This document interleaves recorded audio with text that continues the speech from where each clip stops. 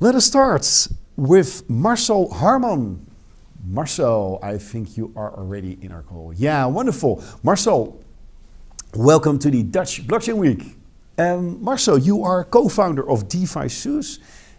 You are board member of the Crypto Valley of Zug. And you're also University Course Director, Blockchain and Crypto. On top of that, you're also working for Tor. Let us start. What is Tor actually doing?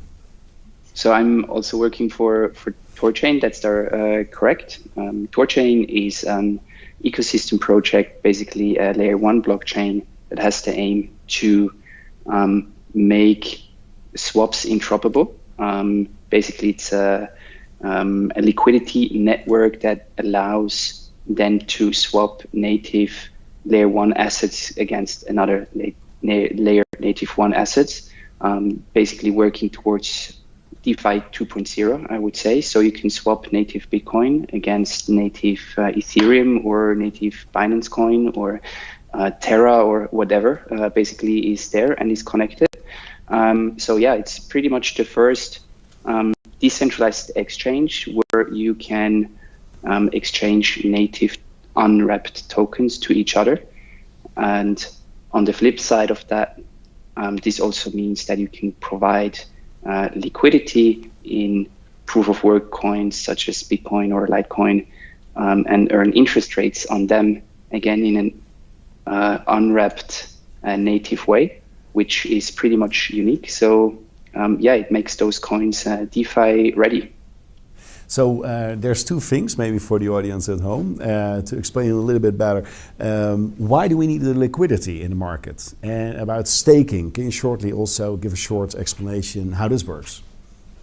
Yeah, sure, absolutely. So when we move from a centralized exchange where they are market makers to set a price, and we move now to a decentralized exchange, basically you take away a central place that liquidity is there to set a price. So instead of having a central entity doing that, you have liquidity providers, which are users.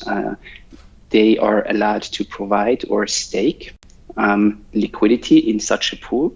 And then with that pool, the trading is actually happening. And they are incentivized with a return on their investment with APY to do so. Cool. Thinking a little bit deeper in the work that you're doing for Crypto Valley in Zug in Switzerland. You're also a board member there. How did Crypto Valley start? Yeah, actually Switzerland was one of the early countries, I would say, that took on the Bitcoin and crypto revolution and then started to build out an ecosystem with that, with all the different players that are needed to have a successful ecosystem, such as the academia with universities teaching blockchain. Actually, the University of Applied Science, Lucerne, is a founding member of the Crypto Valley Association. But then you also need regulators, taxes, institutions, and so on. Everyone, startups, incubators, who join forces with the goal to establish a fruitful ecosystem. So startup basically all over the world entered the Crypto Valley, and I would say the most well-known and also what was kickstarted it the most with the Ethereum Foundation with Vitalik Buterin, right, who came to Switzerland, founded the foundation there. That was basically the groundwork, and since then many other I would say international blockbuster companies from the crypto space are here in the Crypto Valley. Wow, that's really, really exciting, especially of course Ethereum. How many startups should I think of? If I'm correct, there should be around 150 startups and right between like 5,000 and 6,000 employees working full-time in that industry now, which might not sound a lot, but if you compare it to other ecosystems and for such a young technology, it's actually quite huge if you compare it. Yeah. Now, Thor is a well-known name. Ethereum, definitely. What other exciting names can you share with us? What other exciting startups are actually based in the crypto ferry? Yeah, sure. As example, we have two crypto banks here in Switzerland, Seba and Sygnum. They're both are banks that have full banking license, but only concentrate on crypto, which is like the world's first. Polkadot with the Web3 Foundation, they're located here. Cardano is located here. Curve is located here. Bitcoin Swiss, one of the very early joiners, helped a lot of startups in the ICO phases. They're still here and big player. So yeah, quite a few names. Wow, that's like some really famous names indeed, like some top 10 coins and really important projects as well for the ecosystem. Curious to learn from your ecosystem, what kind of things are you working on? Events, collaboration with the governments, on regulation. What kind of key activities are you exploring? Yeah, so the Crypto Valley Association has different working groups, from regulatory working group to startup working group, security working group, industry relations working group, and they're like the engine of the ecosystem.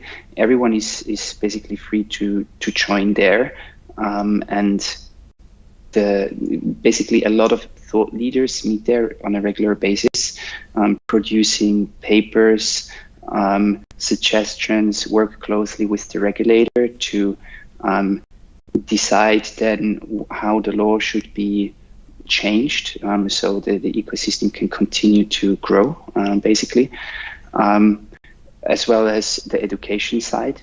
So the different universities are stepping in, giving advice and vice versa, to have new talents joining directly from the university. So they're, I would say they're different kind of stakeholders needed to make an ecosystem working, and we work on all fronts.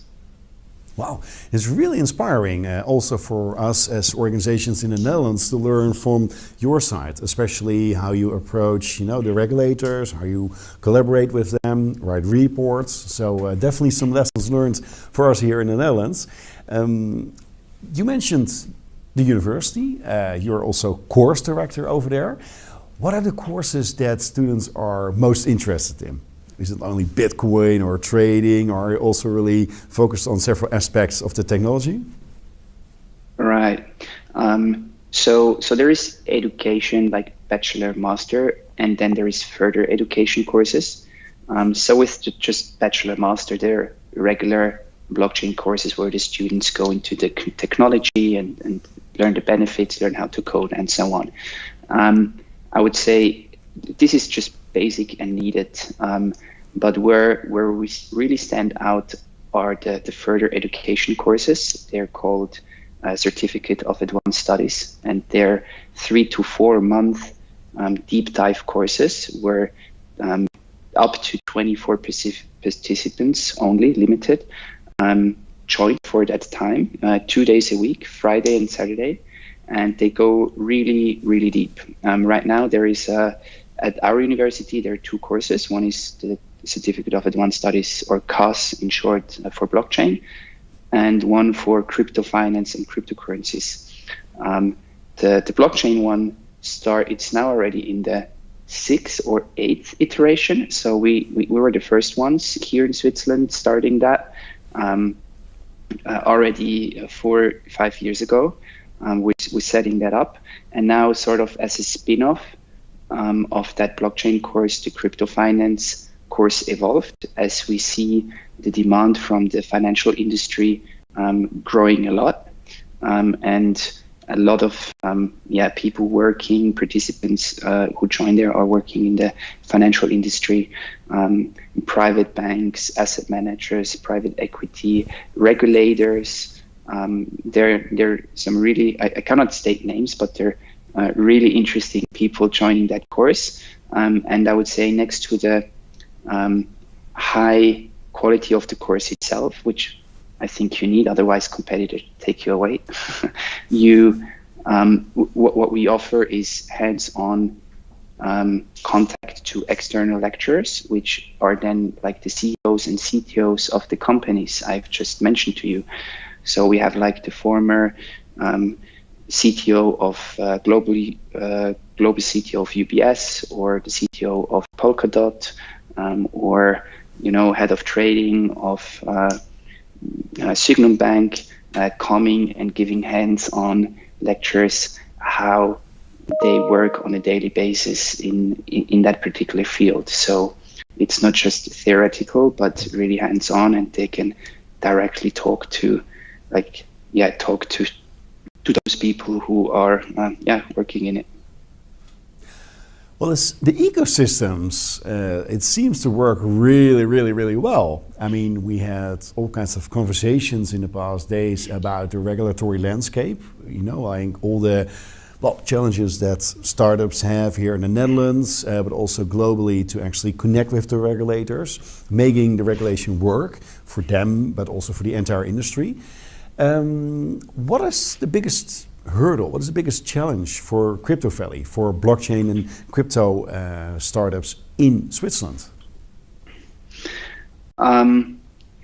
In Switzerland, I would say it's probably a Swiss thing, but also a European thing, that venture capital is not as flowing as big as in the United States, like in the Silicon Valley. So for startups to find funding might be a bit more difficult, generally for startups, than in the United States. However, since blockchain is really decentralized and global, this is probably more a problem of non-blockchain startups, and blockchain startups have that benefit of, they're global anyway. But I would say that's where we need to work to encourage more venture capitalists to be in Europe active with big funds and betting on startups to grow, like US is doing it successfully for many years. So I would say that's one big thing. And then, just regulation, not over-regulation, but clearing things up and making concrete, smart moves in the right direction. And I would say Switzerland is doing a good job there, but it's, there are always room to improvements, but not in Switzerland. This is also a global thing. Yeah, for sure. Now, looking forward to the upcoming year, what are all the exciting developments that you are looking forward and that what we can expect from Crypto Valley? Good questions. So I'm expecting, just honestly, the growth to continue. I know a lot of people are talking about maybe an upcoming bear market, or maybe already in it, or whatever. I think it doesn't matter too much. The growth will continue because it's unstoppable. The force is unstoppable. So many people behind blockchain believe that it will change the world in various directions. So it will be very, very exciting to see what's happening. This is not, we've seen the DeFi summer, then we've seen NFTs. Now we see GameFi basically as a wave. Maybe DeFi 2.0 will soon come with like added value besides the basics that were delivered in DeFi summer. So now I would say even TorChain is one of that, where interoperability really comes into play. Just continuing the game basically. Then we have a lot of central banks will launch their central bank digital currency for sure. I wonder how that plays out and how the media outlets will gonna report on that. Definitely interesting to watch the development there. And from Crypto Valley side, we have a plan outlined, especially how to onboard those startups that internationally are looking for a place to have their headquarters. they go around the world and then decide where they want to stay. And for them, we have like a nice welcome package, so to say, laid out. You know, if you need to talk to regulators, you can go here. If you need funding, you go there, and everything you need, basically, give them a good experience if they decide to come to Switzerland. Yeah, I'm curious to learn from your side, DeFi 2.0. What should we expect? What is DeFi 2.0? Thought we just got started with DeFi 1.0. I think the technology is soon ready for the masses. Right now, you know, it's still a little bit clunky. You need to connect with MetaMask into the browser. You need to be quite experienced to handle everything. Most of the big protocols are on Ethereum with the current high gas fees, so that it's super expensive, which basically excludes the broader market from accessing it. And blockchain is all about giving access to everyone without a permission, right? So I would say this interoperability will be big. Then the ease of use will be big with super easy interfaces like Tor Wallet. We sometimes talk about we want to be Robinhood app of DeFi because Robinhood was very good in promoting stock trading for everyone, making it super accessible, right? And the same thing should happen for DeFi. So if you want to, if you have some Bitcoin laying around or Ethereum or any token, it should be super easy for you to just stake them somewhere in a non-custodial way. So you're always in charge of your own money, and you can be your own bank, and you earn interest rate on it. And you don't need to understand how the technology behind the scene works. Most of the people don't know that now as well. If they do, you know, browse the internet or go to the e-banking, they don't know how HTTPS works in concrete. It just works, and DeFi 2.0 would basically enable that mass adoption, I would say. Wow.